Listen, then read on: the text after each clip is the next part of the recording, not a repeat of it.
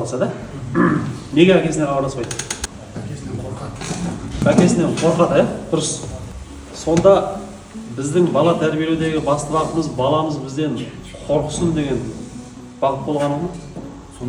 Сондай болып тұрған қорытындысы нәтижесінде. Тіпті кейде біз мақтаймыз, бірақ ол да дұрыс шығар. Бірақ кейде мен соның екінші бір теріс жағында көріп тұрамын. Мысалға, әкесін айтып қорқыту балаға, кішкентай баланы ше. Әкең бүйтеді, әкең сөйтеді, әкең ұрсады, әкеңнен таяқ жейсің, әкең көріп қоймасын деген сияқты ше сөздер. Бірақ оның ар жағында сол баланы әкеден алыстап тастайды деген. Анасы сөйтіп айта берген. Иә, бір жағынан қарасаңыз енді әкенің беделін көтеріп жатқан сияқты. Ал екінші жағынан келгенде жаңа айтпақшы ол ересек жігіт болып қоғамға араласып, енді адам болғаннан кейін қателеспей тұрмайды. Сондай бір жағдайларға ұрған кезінде сол мәселені шеше алатын негізгі ер адам ғой. Әсіресе ер балаға қатысты мәселе. Бірақ сол шешетін қолында билігі бар, құзыреті бар, тәжірибесі бар әкесіне жүгінудің орнына шешесіне жүгіну мүмкін. Ол да жақсы. Ал кейбіреулер шешесіне де жүгінбейді, достарына жүгінеді. Осындай жағдай болады деп. Содан достары өзінше бір ақыл тапқан сыйды, болмаса достары өздерінің ағаларына жүгінеді. Олар да әкелген айтпайды ғой. Сөйтіп өздерінше шешеміз дейді да, сол мәселені одан ары шиеленістіріп жүру мүмкін. Сөйтіп әбден шиеленістіріп шешуге болмайтын былайша кезде полицияның қолына түсіп деген сияқты шиеленіскен кезде барып әкеге жетеді ғой жаңағы. Ең соңында әкеге жетеді. Негізінде бірінші кезекте әкеге жетсе ол тез шешіледі. Бірақ балалардың көбі әкелеріне айтпайды. Сонда неге дегенде жаңа айтпақшы әкелерінен қорқады. Сонда менің ойымда әкесінен қорыққан бала дұрыс тәрбие алмаған бала ол. Ол әкесіне сүйену керек. Әкесін қамқор тұту керек, әкесін қорған тұту керек. Қорықпайды. Керек болса ар жағынан тіпті тереңірек айтсақ, әкесін бір дос сияқты тұту керек та. Бірінші кезекте сырын айтатын, бірінші кезекте кеңес сұрайтын, бірінші кезекте қол ұшын созатын адам болуға тиіс еді. Сондықтан да осы жерде мен ойлаймын, бізде бала тәрбиесінде, ұл балалар тәрбиесі болсын, қыз балалар тәрбиесінде үлкен қателік бар еді. Әкені бір қорқынышты жазалағыш, асырып айтсақ, құбыжық бейнесінде емес, әкені асқартау шын мәнінде қазақтың сөзінде дейді. Асқартау, қорған, пана, тәжірибесі мол, ақылды дос дәрежесінде таныту керек та бала. Яғни біз өзіміздің әке болу орнымызды, рөлімізді басқаша ауыстыруымыз керек. Мысалға бізде пайғамбарымыз саллаллаху алейхи вассаламның өнегесі бар. Ол кісі қандай әке болды екен? Ол кісі өздерінің көз алдыңызға елесеңіздерші, қыздары немесе балалары қорқып жүретін, жаңағы бір мәселелерін жасырып, қашып жүретін, көзіне көп көрінгісі келмейтін адам болған жоқ қой. Немесе бері қарайтын болсақ, өзіміз білетін Абай Хакимнің өмірбаянында, мысалға Әбіш деген Әбдірахман деген баласын жаңағы Европаның білімін алсын, сол батыстың білімін алып, қазаққа сол білімді әкеліп жеткізсін деген ниетпен сол жаққа жіберген. Өте алғыр бала болған, шын мәнінде өте білімді бала болған. Сонда былай суреттейді ғой. Әбіш жазғы демалысқа келген кездерінде дейді, сонда Абай екеуі дейді, кісілер тарқағаннан кейін жеке қалып, таң атқанша сөйлесетін дейді. Әңгімелер ортақ. Әкемен бала әңгімелер ортақ. Таң атқанша бір-бірінен жалықпайды, әңгімелетпейді. Одан кейінгі баласы Мағауия. Мағауияны қазақтың салт дәстүріне жетіп қалып, өзінің жанында ұстап тәрбиелеген. Былайша айтқанда өзінің сөзімен айтқан кезде алдынан адамын арытқан, аузынан сөзін арытқан баласы болған. Абайға шешім іздеп келген қазақтар Мағауия шешеді болған. Сондай дәрежеге жеткізген. Сол Мағауияны да бір жаққа жұмсаса, 3 күннен кешікпей келеді екен Мағауия. Неге өйткені 3 күннен кешіксе әкесінің уайымдайтынын біледі екен. 3-ші күн болған кезде әкесі төбеге шығып қарап отырады екен, мағашым қашан келеді. Сондай жақындық, сондай достық қарым-қатынастар бар. Біздің қазақ еркектерінде өнер қырандар көрдіңіздер ғой, соңғы шығардым. Әйелге бір хабар айтамын, маған жаным деп айтшы депші. Көрдіңіздер ма? Сезімге берілмеу керек. Кішкене сезімсіздеу болғаны еркекке жарасады деген түсініктің мысалға бір кері әсері қазіргі медицина ғылымындағы зерттеулер бойынша жүрек ауруларынан ер адамдар көбірек. Жалпы ер адамдар әйелдерден ұзақ жасамайды. солай ма байқайсыздар ғой. Соның негізгі себебі не деген кезде сол іштегі сезімнің сыртқа шықпай қалғанынан содан болып кетеді. Негізі стресс шығару. Стресс дегеніңіз эмоция ғой, сезім ғой. Сезімді сыртқа шығару керек. Әйелдер жылайды, айтады, айғайлайды, бірдеме қылады, сөйтіп шығарады. Бізге шығаруға болмайды дейміз, ішке жұта береміз, соңына келген сол ішті жарып башында ішті кеулеп бітіретін көрінеді ғой. Негізі өйткені мына психосоматика деген ғылымның да зерттеулері бойынша солай да, негізі аурудың себебі сол іштен басталады ғой. Стресс. Ішкі қазіргі кезде айтып жүрміз, стресс, депрессия деп қоямыз, солар жиналып келіп өзінің шығатын шешімін таппаса, соңында ауру болып шығады денеден. Сонда бір-бірімізге ашық сезімімізді білдіру. Ол бір жағы өмірді бар ғой, өмірді қызық қылады екен. Өздеріңіз бak, әйелдер сіз өмірді елестетіп көріңіздерші. Өңкей еркектер жүрсе, бір-біріне сезім білдірмейді, қабағын шытып алған деген сияқты. Қызықсыз болып кетеді ғой. Аналардың сол күлгені, жылағаны, еркелегені, бірдемені талап еткені сол өмірді қызық қылып тұр ғой негізінде. Ол басында әйелдердің қылығы өмірді қызық қылып тұр. Неге дегенде олар сол сезімін шығарады, білдіреді, өте сезімтал. Ал енді сезімімізді біз неге білдіре алмаймыз? Ер адамдарға неге білдіре алмаймыз деген кезде, бірінші бағана бір мысал айтып қалдым ғой. Содан көрсе болады екен, негізінде біз бәріміз естіген сөз, мен де естіген ол сөз. Кішкентай кезінде ер бала жылап жатса, 3 жасар бала тіпті 4 жасар бала жылап жатса, ой, жылама, жігіт адам жыламайды, жылама. Деп тоқтатып тастайды. Анау тығылып, бұл жыламайды. Қалады да болды. Сөйтіп, жылама деп кейін ол жылағысы келіп тұрса да жыламайтын болады. Жылағысы келіп тұрса да жыламауға үйренеді екен. Неге? Өйткені үлкендер жыламаған қонатады екен. Жыласам мені жақтырмайды екен. Кішкентай баланың мынандай екен ғой, эмоциясы. Тіпті олар жақсы көреді, жақсы көрмейді деген сезіммен есептейді екен. Оны ұрыссаңыз, мені жақсы көрмейді екен деп қабылдайды екен. Мен қателік істедім деп, қателік есептемейді екен. Мені жақсы көрмейді деп қабылдайды екен. Сол сияқты әке шешесі ұрысып жатса да, екеуі мені жақсы көрмейді екен деп қабылдайды екен. Сол сияқты жаңағы жылама деп типсап жатқан кезде, менің жылағанымды жақсы көрмейді екен. Ендеше мен жыламауым керек.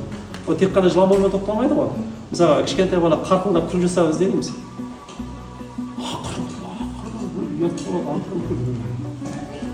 Сөйтіп, немесе тағы не білдіруі мүмкін? Қатты қуанып, мысалы, әсіресе қонақтар келген кезде, көпшіліктің көзінде болсын, үйде болсын, бір қатты қуанышын білдіріп, жаңағы, енді қазір уау дейді шығар, бұрын алақай деп ұрысып жүрді, аспанға алақай деп айғайлап ұрысса, мен түк көрмедім ба?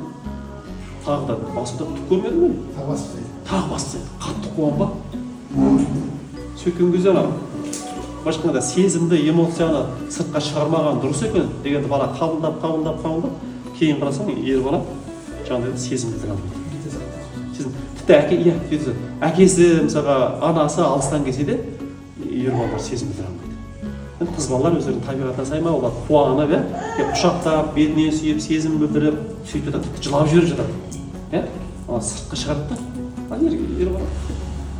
Адырым қол алып кетіп қап деген сияқты.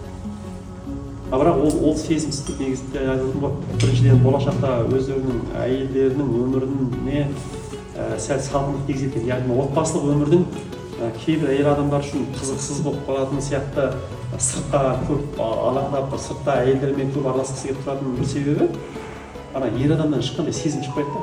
Соған сезімсіз келеді, өзі сияқты сезімтал әйелдерге бар. Осыны әдемі айтып сол қызығырақ сияқты болып қалған. Содан кейін мен сіздерге бір нәрсені айтамын, мәлімет айтайын, мына Құдай сақтасын, педофил деген дүние шықты ғой. Түсінесіздер ғой, не нәрсе екенін? Зерттеу бойынша 80% ма жауыз келіп тиісіп жатқан кезде өзінің қорыққанын айғайлап шығара алмайтын балалар екен. Соған ұрынған. Қорқынышын өзін жарыққа шығаруды тоқтатқан балалар екен. Неге үйдегілер жаңағыдай ғой, қорқып кетіп, сен неге сонша қорқып, жанында біз тұрмыз ғой. Қорықпа.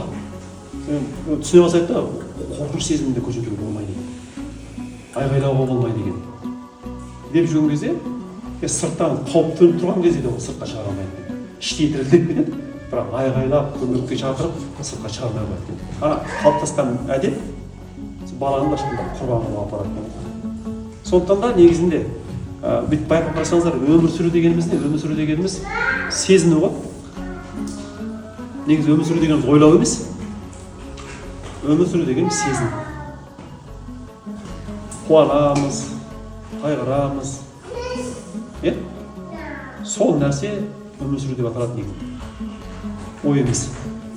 Ендеше біз өзіміздің өміріміз ташқан кезде бір қызғылықты әртүрлі түске, сезімге бай болған қалсақ, біз де сезімтал болып өзіміз үйренуіміз керек екен. Сезімдерін шығарып, балаларымызға сезімдерін шығаруға рұқсат беріп үйренуіміз керек екен. Сезімін мүмкін дұрыс бағыттап үйретуіміз керек екен, бірақ еш уақытта тиіп үйретуге болмайды. Өйткені болашақта оның тағы бір жаман жерін алайын да, өзінің сезімін басып үйренген бала кейін өзінің не қалайтынын түсінбей қалады. Сондай бір нәрсе пайда болады. Өйткені ішкі дүниесінен шығып жатқан дүниенің бәрін басып үйренген ғой.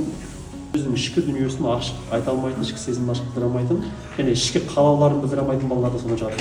Мен өзім мынандай нәрсені байқадым, колледжде жұмыс істедім ғой. Кім болғым келді? Мектепте де сөйтемін. Кім болғым келді? Мысалы 8-9 сыныптың балаларынан, кейде 10 сыныптың балаларынан, кейде 11 сыныптың балаларынан. Кім болғым келді десең? Білмейді. Кім біледі соны? Білмеймін кім болған. Ішкі дүниесіне үңілу деген нәрсе, сезімсіздіктің ар жағы, ішкі дүниеге үңілу деген бір қасиеттер адамды ажыратады. Сонымен мынандай нәрсе бар, айттым ба айтпадым ба, біздегі мен оқыған бір мәліметтерде диплом алып шығады ғой, 4 жыл оқып жоғарғы оқу орнында 11-ден кейінші. Сол диплом алып шығады екен жастар. Соның 80% ма диплом бойынша жұмыс істемейді. Диплом жай ғана қағаз болып қалады. Соның неге дегенде бір себебі ол мамандықты өзі таңдамаған. Өзінің ішкі қалауы емес. Ол жаңағы қоғамның ықпалымен, мода арқылы мысалы, одан кейін әке шешесінің ықпалымен таңдаған. Содан кейін мысалға мынандай нәрсе бар, қараңыздар. Алданып қалған қыз балалардың өмірін зерттесеңіз, егер солармен ашық сөйлесеңіз, мынандай болған ғой. Бір жігітпен танысады, ана жігіт содан кейін қыз балаға керемет сөздер айта бастайды. Әлемдегі ең сұлу қыз сенсің. Аспандағы жұлдызымысың, анау екен, мынау екен, мындай екенсің, андай екенсің, мақтайды қыз деген. Орыстар бір сөз айтады, әйел құлағымен жақсы көреді дейді ғой. Сол мақтап жүріп, ақыры өзінің дегеніне жетіп, қыздарды алдап кетіп жатады да. Сонда неге ол сөзге алданып қалды деген кезде, тағы да осы зерттеуші ғалымдар айтады, өйткені ол қыздар әкесінің мақтау сөзін естімеген. Сондай пенде ғой, пенде да, әрбір адам өзінің ерекше екенін сезінгісі келеді. Өзінің ерекше екенін басқалардың бағалағанын қалайды да.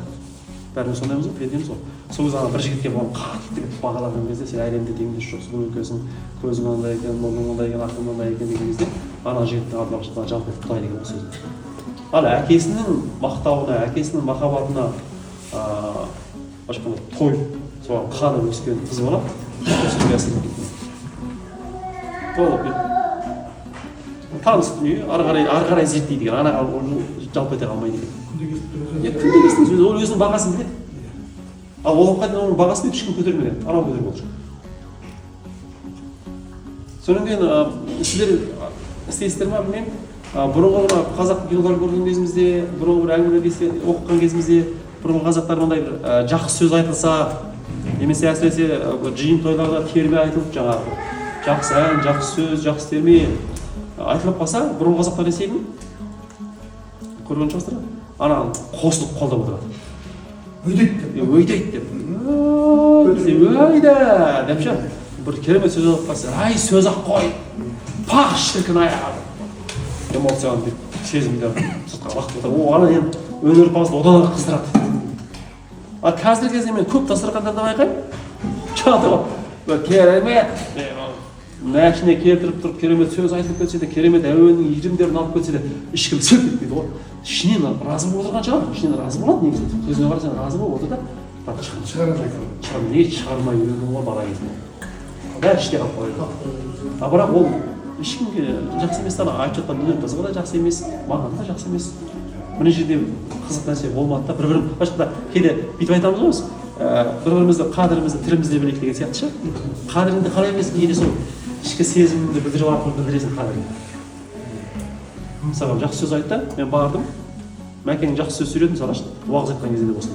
Мен разы болып отырмын да, мешіттің өзінде бітті ана шығарғым келді мен бар амандасып мәке алла разы болсын сізге бүгін таңғы шарт разы боласың оған мотивация деп қоямыз ғой жігерлендіру адам жігерлендіру ғой жақтың жақсылығын айтып нұрын тасысын дегендей адам нұрын тастады ондай қолдаушы біз көбіміз үнсіз кете береміз ғой үнсіз бір бірімізге айтып күшті болды бірақ адамның өзін айтпай қоямыз сол сияқты әйелімізге де мен біздің шалва аманашвили деген жаңағы ұстазымыз бар ғой қазір 93-ге келген кісі сол кісі енді әйелі біраз жыл бұрын қайтыс болған сол кісі айтады да менің өмірдегі бір өкінішім дейді да неге жұбайымның көзі тірі кезінде дейді да оның жақсылықтарын бағаламадым дейді да бағаладым ғой дейді бірақ неге айтпадым дейді да неге айтып мені қуандырмадым дейді неге қуандырмадым дейді менің қолымда дейді да ешқандай ақшаға ешқандай оқиғаға ештемеге байланбаған дүние тұрды дейді да әйелімді қуандырып әйелім одан ары бақытты болып жүруіне жер бетінде бақытты болып жүруіне үлес қоса алатын едім дейді да өзін бақытты әйел сезінуіне бақытты адам сезінуіне дейді да мен үлес қоса алатын дейді да сол бір кішкентай сөздер дейді да кішкентай олар комплимент дейді ғой неге айтпадым соған тегінеді ғой дейді соны айтпақшы біздің де қолымызда сол әйелдерімізді бақытты қылудың олардың одан ары былайша жер бетінде өмірге келгеніне адам болып туғанына мұсылман болғанына иә осы сізге күйеуге тигеніне разы қылатын бір тәсіл сезімін білдіріп отыр ғой тамақ болсын басқа нәрсе болсын бір көйлек киіп қалсын бір нәрсе айтып қалсын сөз айтып қалсын айтып отыру керек кісілерге қызмет қылып қалды ма көңілі оңайлы ма айту керек сезім шығару керек да рахаттанады разы болады құлағын толтыру керек біз оп оңай бүйтіп айтты ғой жаңағы аузына таяқ ұрсам айтты ғой бір нан сындырып болса да салсаңыздар сауап деді ғой ал наннан үлкен ләззат береді біздің сөзіміз нан деген денеге ләззат береді ғой ал біздің сөзіміз әйелдің жанына ләззат береді өйткені не дейді жақсы сөз жан семіртеді дейді қазақ жақсы сөз жан семіртеді жақсы сөз қайдан шығады іштегі жақсы сезімді сыртқа шығарады дейді шығады ал былай ештеме сезінбей тұрып айтсаңыз сөзіңіз жансыз болып қалады кішкене бірақ сезімді сезіп тұрған кезде қосып айтып берсеңіз жаны бар сөз да осы бір мәселеде мән беруіміз керек екен балаларымыздың өзінің сезімін білдіруіне рұқсат беруіміз керек ашуланып жатыр ма ашулансын ашуланып үйренсін өйткені мынандай нәрсе екен да ашу тиіп тастасаң адам ашулануға болмайды ашуланма десең кейін ашуланатын жерде ашуланбайды екен ғой монтиып отыра береді да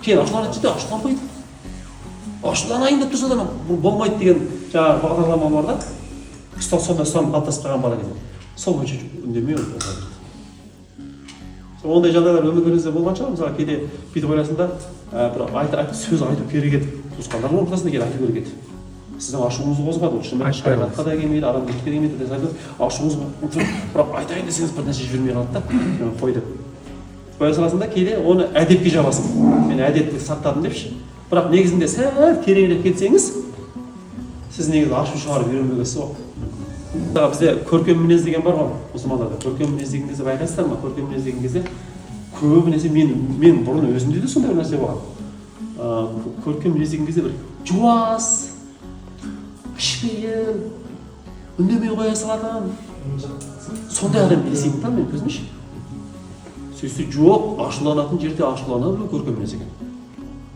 батылдық танытатын жерде батылдық таныту көркем мінез екен өйткені алла тағала ашу деген сезімді бекер берген жоқ қой оның өзінің атқаратын қызметі бар орнымен және оны шығару әдебін білу керек бірақ әдепсіз шығармау керек шығару керек бірақ әдеппен шығару тіпті мынандай бар нәрсе бар екен да үлкен кісілер болса немесе әйелін көңілін жағалап алуға ғой немесе балаң болса сонда мысалға ең жақсы ашу шығаратын сөз мынау екен ғой ашуын шығаратын және білдіретін балам ба немесе балам мен сенің мына сөзіңе қатты ашуланып жүрмін білдір деп шығарыңыз ал сразу түсінді үндемей қалдың ба ішінде қалды ма ішінде қалса не болады білесіздер ма үндемей қалсаңыз анау былай шығып ойлап қаласың не пайда өзін өзі соңында не пайда кімге пайда өзін өзі ал шығармасаң мынандай нәрсе болады екен жарылу деген бастарыңыздан өтті ма менің басымнан өткен сондай жарылу дегенші бір ашуланатын жерде ашуланбайсың үндемей қоя саласың тағы бір ашуланатын жерде ашуланбайсың үндемей қоя саласың тағы ашламайды жерде үнемдеп аласың. Бір күні бірдеме деп қойған кезде ана жерде анаға сәйкес емес жарыласың ғой. Айғайлап тойдық деп мысалшы. Ол уже ана ашу жиналған дүние ағытылып шығып кетті уже. Сізге бой бермей кетті уже. Неге десеңші? Олай шығармау керек еді. Жаңағыдай мәдениетті әдеппен мұсылманға тән шығару керек. Және әр ашуды өзінің орнында шығару керек. Ана жерде мысалы балаң деп болады да кейде балаңыз былай болады да мысалға сіз ана жерде бір нәрсе алтын үндемегенсіз ғой. Ана жерде бір нәрсеге ашуландыңыз, сіздің ашуыңыз ана жерде сол жерде куә болған кісілер үшін де балаңыз үшін де өте орынсыз қылық болып қабылданды. Өйткені сіздің ана жердегі ашу шығару әдебіңіз, тәсіліңіз әлі оқиғаға сәйкес болмайды. Сіз бұрынғылардың бәрін жинап әкеліп бірақ та өттіңіз ғой. Басқасына келді. Иә, сондықтан балаңыз жанында кісілер айтады, масқара сол жерде болды. Не болып қалды? Өйтіп ашылғанда ештеңе болған жоқ мына жерде. Дейді, бірақ негізі ана ар жақтан әңгімелер ғой. Жарылған білмей тұрады. Жарылған. Аналар жарылған түсінбей тұр. Ана өзіне өзі есеп берсе, ана адам түсінеді де жарылған екен. Бірақ жарылған қажет жоқ. Жарылған кезде негізінде жақсы нәрсе шықпайды ғой далаға.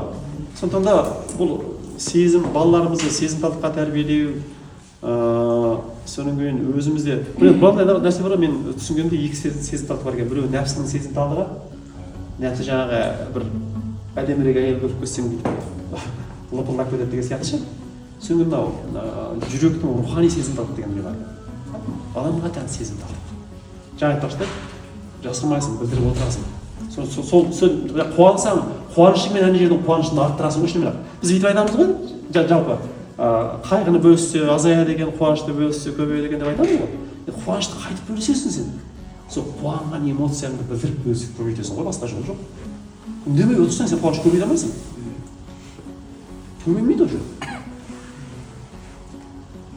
Сондықтан да осы нәрсені есіңізге сақтасақ болады екен, айтпақшым. Балаларымызға, жұбайларымызға сөйтіп өзіміздің сезімімізді ашық білдіріп, жақсы көреміз ғой. Жақсы көретінімізді айтайық, білдірейік, құшақтайық. Ашуланып тұрмыз ғой, ашуымызды айтайық, бірақ жаңағыдай әдеппіз. Өйткені әр нәрсе дер кезінде түзеліп отырса, тез түзеледі да. Ал енді қазір үндемей қоя салдым, қазір үндемей қойса бала болды. Қателік дамып бара жатыр ғой, ұлғайып бара жатыр. Өйткені сіз түзелген жоқсыз. Жалпы осындай дүниені ойға алсақ, ойға қаперімізге алып, өмірімізде қолданып жүрсек болады екен. Енді бүгінше осы жетеді ғой деп ойлаймын. Сондықтан да осы нәрсені естеріңізге сақтап, балаларыңыз бір өзінің сезімін білдіріп, қуанса да, жыласа да, не қылса да, бірден болмайды, қой деп тиіп тастау қате болады. Бұл бала болса да жыласын. Бірақ оның жағында айтпақшыдай бар, ең жақсы нәрсе мынандай екен ғой. Осы жылап жатқан кездерде әсіресе бар, кішкентай балалар нәрсе. Жай ғана құшақтау керек.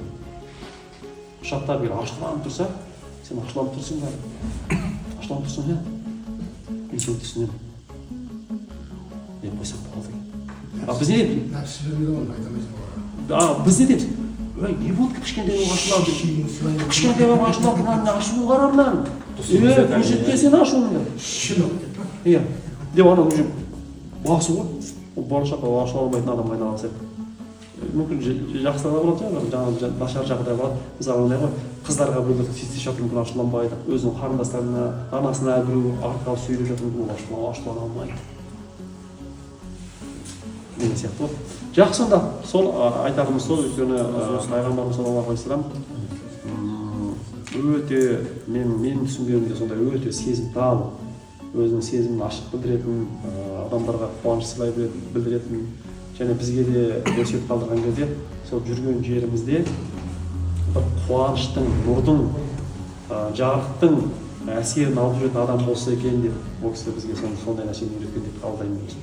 Неге өйткені негізінде менің түсінгенімде мындайда дін дегеніміз бір ауырлық емес. Дін дегеніміз адам баласын бақытқа бөлетін дүние ғой. Адам баласын бақытты қылады.